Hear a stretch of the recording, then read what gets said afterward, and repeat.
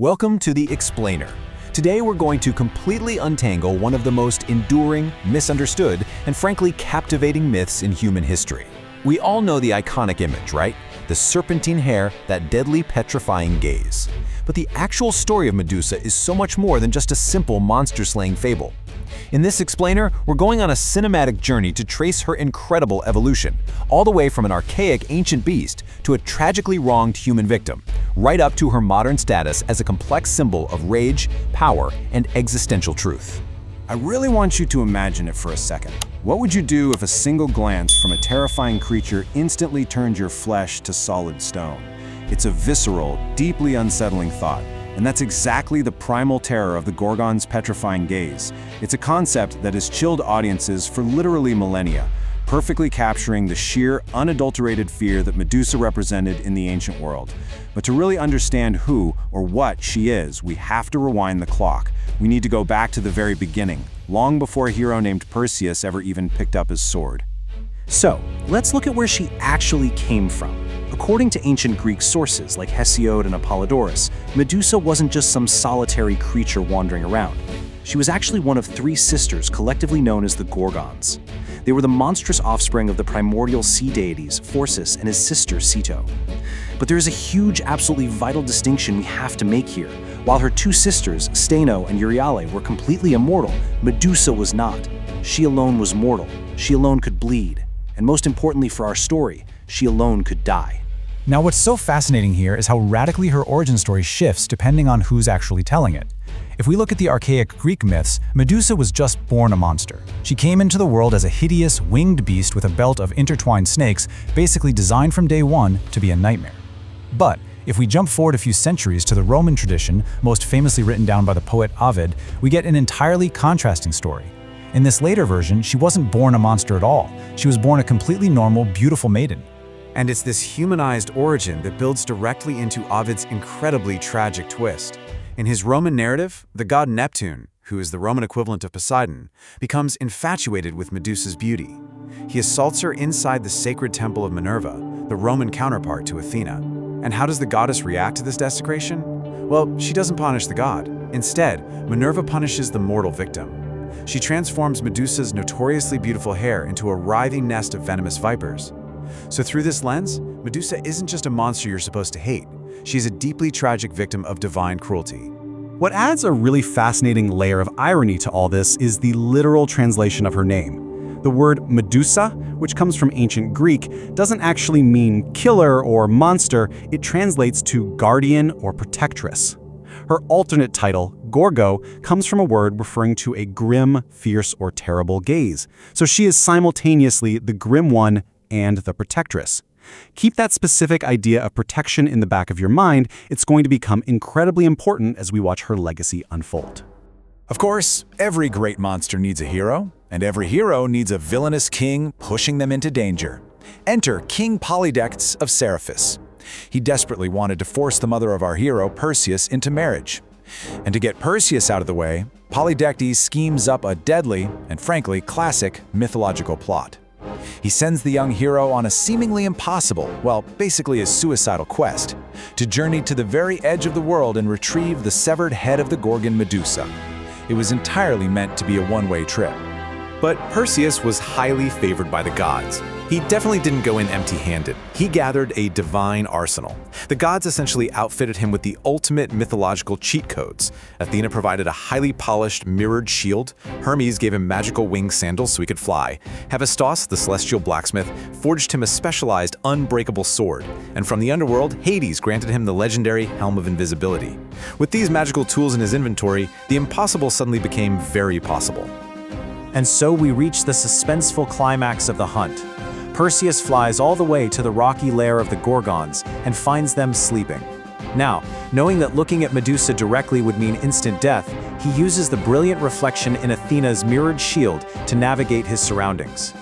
He approaches backward, hovering silently in his winged sandals, his sword raised high.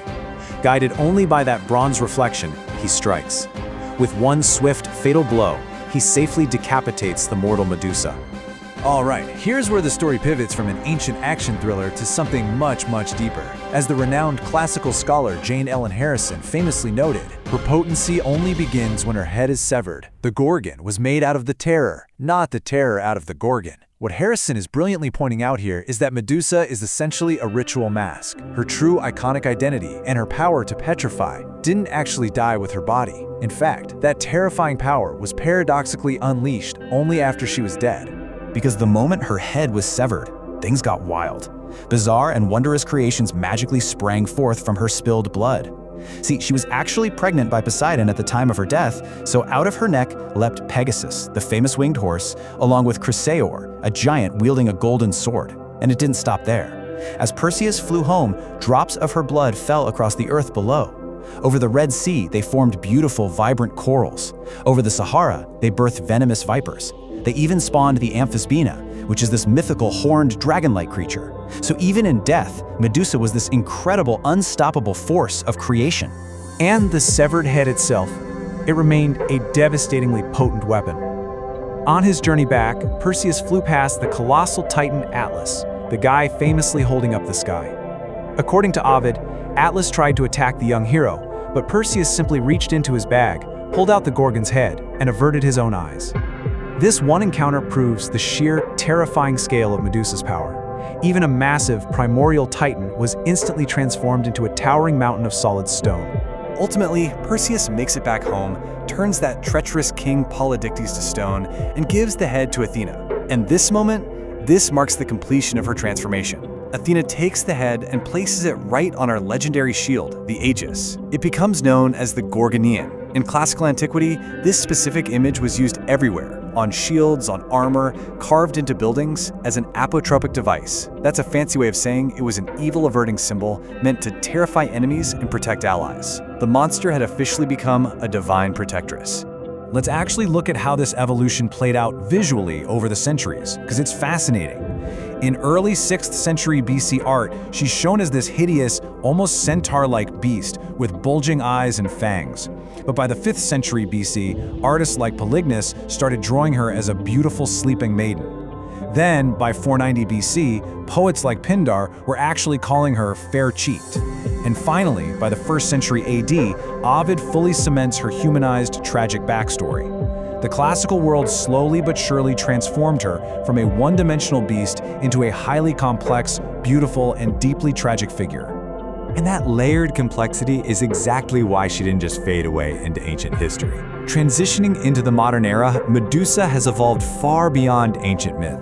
She's basically become this multifaceted lens through which we view modern philosophy and culture. Scholars like Joseph Campbell looked at her myth and saw a sublimated memory of historical trauma, specifically the conquering of ancient goddess shrines. But beyond history, she has powerfully influenced psychoanalysis, feminist theory, and even nihilistic literature. Let's break some of these modern interpretations down. Let's start with psychology. In 1940, Sigmund Freud published an essay posthumously titled Medusa's Head. Freud offered a very specific psychoanalytic interpretation of the myth, arguing that the terror of Medusa is fundamentally rooted in unconscious, childhood Oedipal fears. To Freud, the decapitation symbolized castration anxiety, sparked by a boy catching sight of female anatomy. In this framework, turning to stone represented freezing in illicit desire and terror of the father's retribution. It's a striking example of how a 20th century thinker used a thousands of years old myth to try and explain the deep architecture of the human subconscious. But perhaps the most profound modern shift occurred in the latter half of the 20th century, when feminist theorists completely flipped the narrative. Instead of viewing her as a monster meant to be conquered by a male hero, they reclaimed Medusa as a powerful personification of female fury and empowerment. They looked at her monstrous visage and saw a fierce, uncompromising protector of women's secrets. In this view, she became a symbol of righteous rage against a patriarchal society that had victimized and then subsequently demonized her. This sense of reclamation is beautifully captured in a famous 1976 essay by feminist theorist Elaine Sixos called The Laugh of the Medusa. Sixos urged women to reject patriarchal narratives and write their own identities. She wrote, "You only have to look at the Medusa straight on to see her, and she's not deadly. She's beautiful, and she's laughing."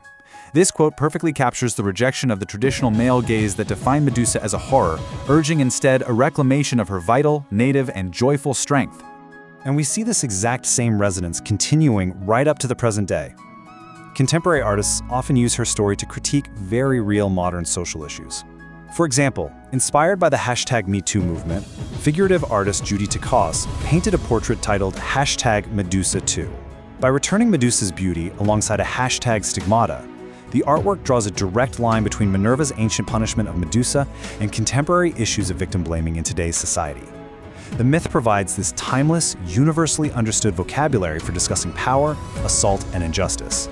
But Medusa's symbolic power isn't limited just to psychology or social justice. It actually stretches into cosmic pessimism as well. In literature, she's been used to represent scientific determinism and nihilism. The author Jack London, in his novel The Mutiny of the Elsinore, uses Medusa as the ultimate symbol of cold, hard, terrifying reality.